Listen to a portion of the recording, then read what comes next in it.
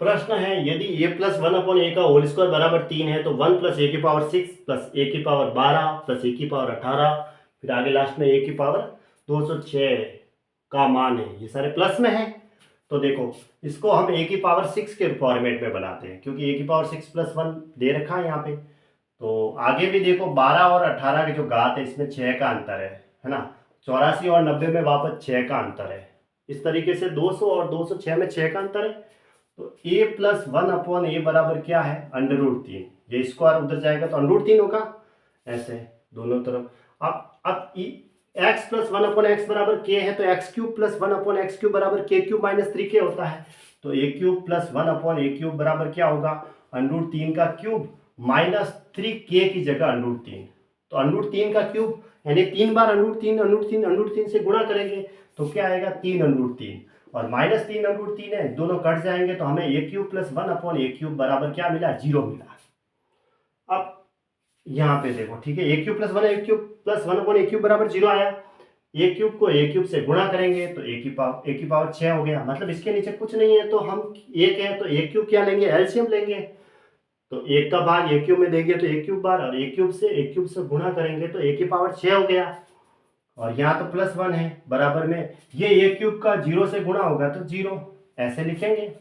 ये ऐसे होता है ए क्यूब प्लस 1 अपॉन ए क्यूब बराबर 0 दे रखा है। इसके नीचे कुछ नहीं है तो एक ऐसे ए क्यूब एलसीएम लिया एक का भाग ए क्यूब में ए क्यूब और ए क्यूब को ए क्यूब से गुणा किया ए की पावर 6 प्लस ए क्यूब का भाग ए क्यूब में देंगे तो एक बार एक को एक से गुणा करेंगे तो एक बराबर 0। अब ए क्यूब को 0 से गुणा करेंगे तो 0 हो जाएगा। तो ए की पावर 6 प्लस 1 बराबर 0 हो गया। ये हमें प्राप्त हुआ। अब यहां तो हम क्या लिखेंगे 0 लिखेंगे प्लस इन दोनों में देखो मैं ए की पावर 12 कॉमन लूंगा तो मुझे 1 प्लस ए की पावर 6 मिला।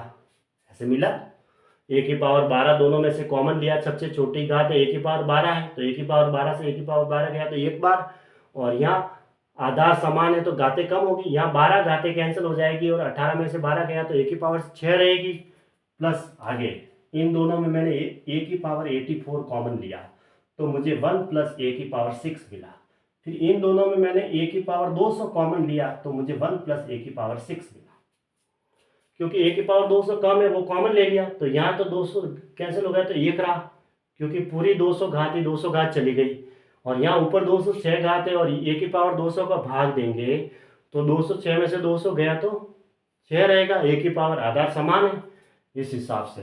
अब 1 प्लस ए की पावर 6 की वैल्यू तो क्या है 0 है तो 0 को 12 से गुणा करेंगे तो 0 इसमें भी यहाँ 0 रखेंगे। 0 को ए की पावर 84 से गुणा करेंगे भाई 0 को ए की पावर 12 से गुणा करो 0 को ए की पावर 84 से गुणा करो तो भी 0 ही आएगा।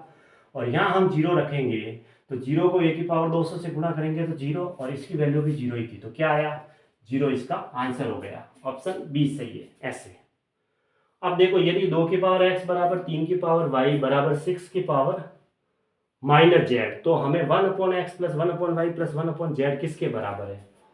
तो 2 की पावर x बराबर 3 की पावर y बराबर 6 की पावर माइनस जेड यानी ये आपस में बराबर है।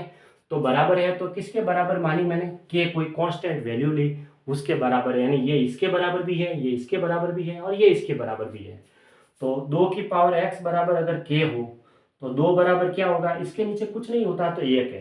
तो ये घात जो होगी ना उधर जाएगी तो उल्टी हो जाएगी 1 अपॉन एक्स हो जाएगी। x अपॉन 1 से सीधी 1 अपॉन एक्स ये क्या आई 2 की वैल्यू आई। उसी तरह 3 की पावर y बराबर k है तो इसके नीचे कुछ नहीं है तो 1 है। अगर घात को अगर हम उधर भेजेंगे तो 1 अपॉन 3 हो जाएगी 1 अपॉन क्या है सॉरी 1 अपॉन वाई।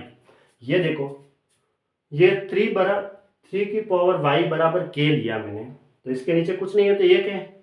अब ये घात को उधर भेज दी तो 3 तो इधर ही रहा घात उधर जाएगी तो 1 अपॉन वाई हो जाएगी। इधर y अपॉन वाई है y अपॉन 1 है तो 1 अपॉन वाई हो जाएगी ऐसे। ये 2 की वैल्यू आ गई और ये 3 की वैल्यू निकाली है। फिर 6 की पावर माइनस जेड बराबर k है ठीक है। अब इसके नीचे कुछ नहीं है तो 1 है तो 6 बराबर क्या होगा k की पावर माइनस 1 अपॉन जेड ऐसे लिख सकते हैं। ये घात उधर जाएगी तो उल्टी होगी जेड माइनस जेड बटा 1 है तो माइनस 1 बटा जेड हो जाएगी ऐसे। अब देखो ये 2 है ये 3 है और ये 6 है तो 2 गुणा 3 बराबर क्या होता है 6 होता है। तो 2 की वैल्यू रख दो, k की पावर 1/x गुणा 3 की वैल्यू क्या है, k की पावर 1/y बराबर 6 की वैल्यू क्या है, k की पावर -1/z।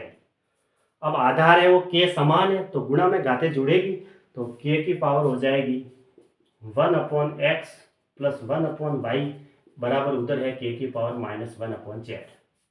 ठीक है, तो आधार समान है तो घातें बराबर कर दो, तो 1/x प्लस 1/y और बराबर -1/z है वो इधर आ जाएगा तो प्लस 1/z हो जाएगा और बराबर में 0। ये आंसर हो गया। ठीक है, यानी कि ऑप्शन ए सही है, 0। ठीक है भाई, आधार बराबर है तो घातें बराबर होगी, 1/x प्लस 1/y बराबर -1/z है, वो -1/z इधर आएगा तो प्लस में हो जाएगा, 1/x plus 1/y plus 1/z बराबर 0 हो जाएगा।